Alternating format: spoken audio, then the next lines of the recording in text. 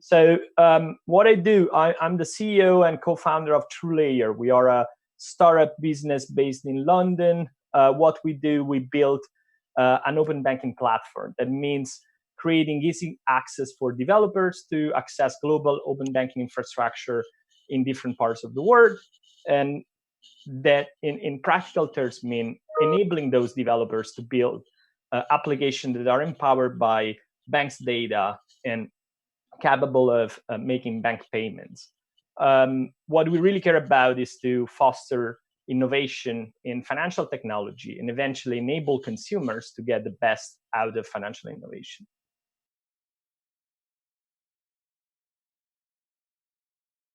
I think like the right word is collaboration, and for one single reason, what I notice is that right now we have a health crisis and a economic crisis, right? And to tackle both of them, what really happened is that the best bright minds in the world are actually working together to try to solve those problems at the same time. And I believe that technology has a very huge role to play, and this is for two different reasons. One is that there is a real impediment right now to do anything in person, anything that requires in-person interaction. The second problem is that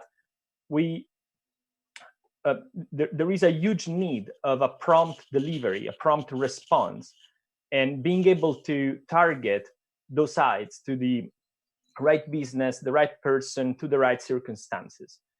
And this is where technology, this is where financial technology, this is where open banking can really shine. And this is where we as a business, we thought, okay, we can have a pretty big and meaningful impact. Therefore, what we started to think was ways to actually enable this innovation, enable our partners, our friends to build and develop solutions that could actually target those healths to the people that are most in need. And so the first thing that we have done is actually quite straightforward, but it actually helped us to catalyze the attention and create this sort of dialogue with different partners, was to slash and remove all the fees to access our open banking platform. So effectively enable developers, enable our customers that we're developing solution for responding to COVID-19 to being able to do that in a very fast, streamlined fashion, removing bureaucracy, removing as much as possible any source of onboarding step, and really get to develop things together. And in this spirit of joining alliances and building partnership, we end up partnering quite closely with Sam from Coconut and his team to develop a tool for helping like self-employed to actually receive some of those benefits that the government is putting in place. And Sam is gonna tell you more about the way we end up building this tool and what are the plans around this tool. But this is for me a very interesting moment where for I would say the first time we see that we are not just creating technology that is helping our customer to be successful and their consumers to be successful, but really making a dent in a moment where there's huge need of help, huge need of solidarity, and huge need of being all together and solve problems all together. The third bit that we are doing is to also leverage our payment infrastructure to deliver those targeted ads to people in needs, and very specifically to charities and to the NHS. So we are developing a platform for facilitating donations, of course, like without fees and in the most open possible way, and helping those charities to eventually deliver the help to the right place, the right person. In the long run, I think we absolutely have a responsibility I think, as an industry, to help using this technology and deliver and help delivering those targeted help in a timely and prompt fashion, and really help saving companies and help saving financially individuals that are in need.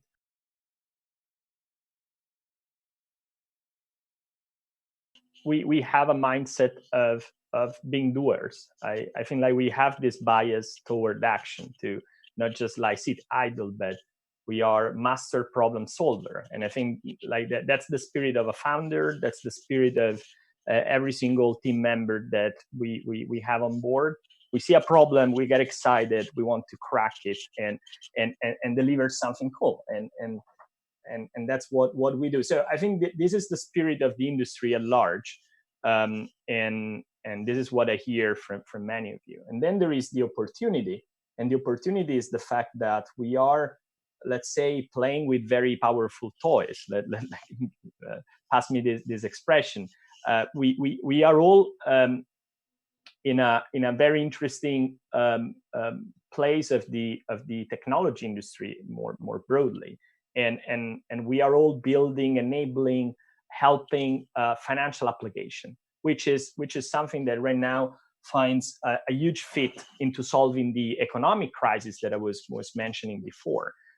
Maybe I'm sure that there is another forum, another call with a bunch of maybe biologists and doctors, and they're all like hacking their way into the health crisis. But it's our role here to tackle the financial economical crisis. And because we have the capabilities, we have the ingenuity, and we also have, I think like this is a key point, we have the distribution. We have the means to actually reach the people, to reach the businesses that need this kind of help. And so that is kind of like the perfect match, the ingenuity and the opportunity of doing something. And I think there is a responsibility of recognizing what we can do, whether we can inspire broader action at government level, and partner with other companies, with the government, with alliances, partnership inside of our industry, and deliver the solution in time, not just this very month, but in the next couple of years, because that's the time frame that we are talking about.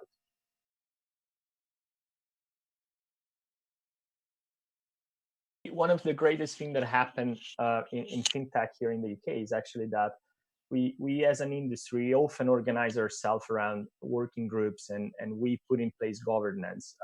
I have to say that, for instance, in Europe, we are in quite deep in a number of other working groups and organization all over Europe, and they are far behind the level of organization that we actually have here in the UK.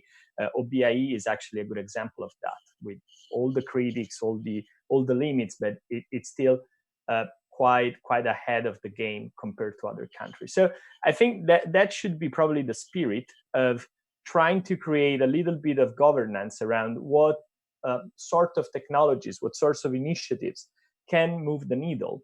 May not be solely open banking. It can be a number of other things built together, merged together, that can deliver this source of help in a time where it's very needed. And I think right now, if you compare this crisis versus 2008, I think FinTech at that point in time was a very small part. It was effectively the response that spun up out of that crisis. Here, FinTech is not anymore a small bubble, but it's actually a quite large force, and we have quite some power of reaching out business and consumers. Therefore, we have to be sensible. We need to put in place structure, governance, organization that can help, can coordinate larger efforts. And then I'm very practical. I think that from an open banking perspective, we need to double down. Like we can't just say, okay, it's done. We have all the capabilities that we need, and the story is over. I think we all know that we can further help consumers when we progress with an open finance kind of agenda. And so let's push on that. Let's make sure that the banks are not stonewalling this kind of conversation now because there is COVID as an excuse. Actually, on the contrary, I think like we should double down. We should have the industry bodies helping us and forcing the banks into the right direction. Same thing on payments. We all know that VRP, variable recurring payment, is maybe the holy grail of open banking. It's something that can help save businesses an obscene amount of money. And this is the best time to roll out something like this. So I think we have the ideas. We have even the industry bodies already in place. So it's just like about doing things, really.